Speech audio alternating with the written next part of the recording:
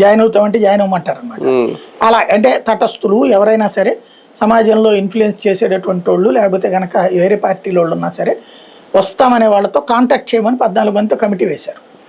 ఇందులో ఇదొకటి. తద్వారా చంద్రబాబుతో సంబంధం లేకుండా పార్టీ విస్తరణ చేయటం, తనదంటూ ఒక ఎస్టాబ్లిష్మెంట్. ఇందులో ఇంకొకటి ఏంటంటే తమ కార్యకర్తల అసంతృప్తిని చల్లార్చే ప్రయత్నం చేసినట్టు కూడా కనబడుతుంది. కాపు సామాజిక వర్గంలో బాగా కసి ఉంది కానీ జనసేనలో బాగా కసి ఉన్నది కానీ ఎవరు? నాదెళ్ల మనోహర్. మొన్న మాటలతో బాగా ఆయన ఉబ్బేశాడు కదా. లింగమనేని ఆయన ఇద్దరు కూడా మనకి ఫస్ట్ నుంచి ఉన్నారు, కాపులే పారిపోయారు, కాపు నాయకులు. అది ఇంకా అసంతృప్తి పెరిగింది. ఇవాళ ఈ కమిటీ చూస్తే ఇందులో నాదెళ్ల లేడు చూడండి. లింగమనేని పెట్టారు కమిటీలో మెంబర్గా, వన్ ఆఫ్ ద మెంబర్గా, లీడ్ కాదు. లీడ్ ఎవరికి ఇవ్వాల? లీడ్ని ఫస్ట్ పేరు ఆయన తీసుకొచ్చారు, బొలిశెట్టి. కాబట్టి తద్వారా టోటల్గా నాదెళ్ల లేని కమిటీ మొట్టమొదటిసారి.